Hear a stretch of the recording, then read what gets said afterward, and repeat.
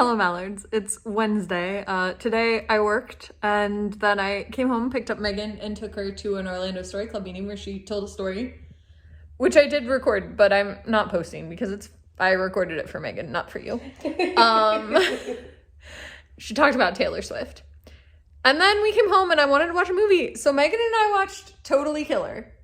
That was on Prime, right? Mm-hmm. Yeah. So it is an Amazon Prime film.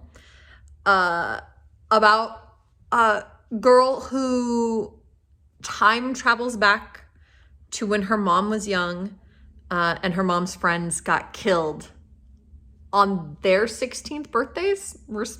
Yeah. At least two of them, like, it was their 16th birthday, and I assume the other one too. And so they got killed on their 16th birthday, and her best friend just invents a time machine, which is not how I thought the time travel thing would work. And so that was really surprising, first off. And travels back in time, and then tries to prevent the killings with, like, literally no success. Well, she prevents one killing, which is the one that she really went to stop. Well, because her mom gets killed in the current time. And then she's running from the killer and ends up in the time machine, which is then how she gets sent back. But she doesn't manage to stop the 3 original killings, which I thought was interesting. But mostly, Megan and I were really into how time travel worked in this. It was kind of a crazy time. Mm-hmm. But we like that, I don't know, I like a time travel movie that's not afraid to change the present as we know it, the future timeline. They're like, butterfly effect, we don't really care about it. It just happens. It just happens and everything's fine. Mm-hmm. Or less than fine, but like things just change. So the way that they described it was that time is a river, and you like got out of the river and went upstream and jumped in, and then the things you do change things downriver, but like downriver is still happening while you're here. And so while she was changing stuff in 1987, people were like remembering. It was very Mandela effect, which I thought was kind of fun. Like, it was fun that they were just like remembering new facts.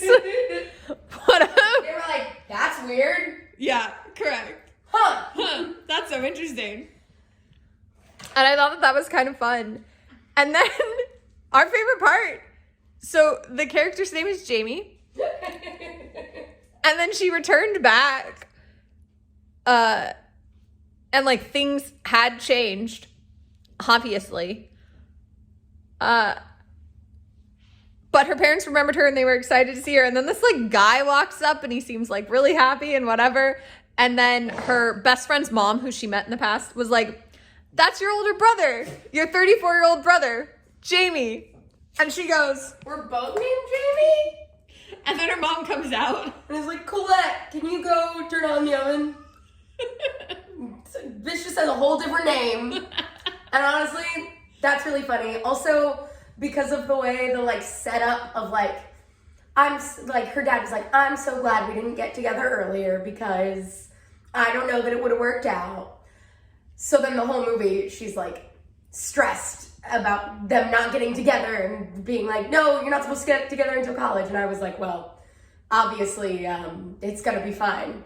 And I like that the way it's fine is just that they have a kid even earlier.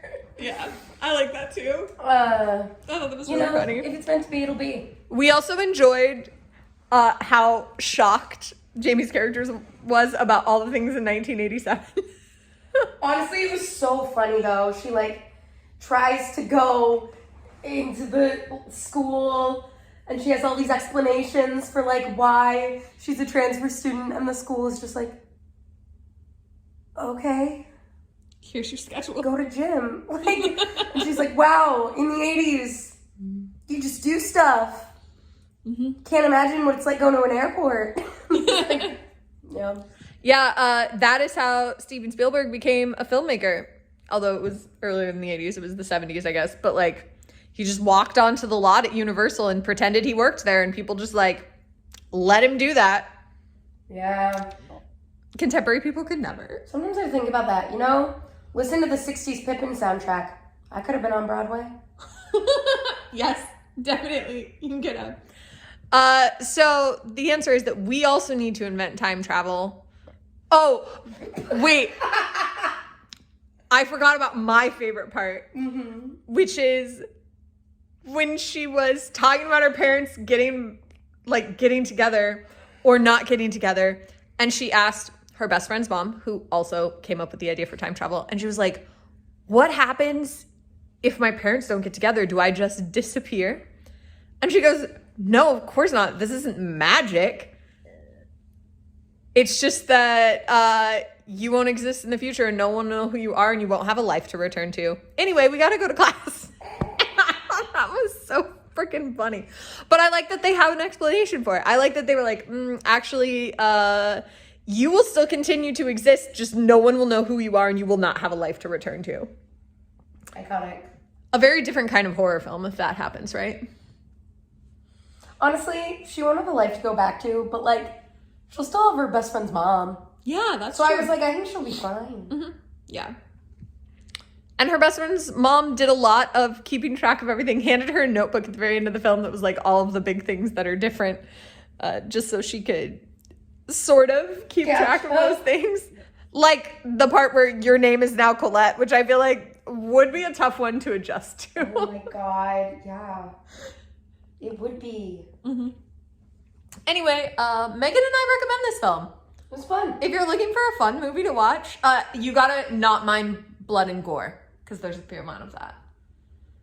As long as you don't mind blood and gore and you like a unique time travel set, I recommend it. And I will see you tomorrow. Mwah. Whew.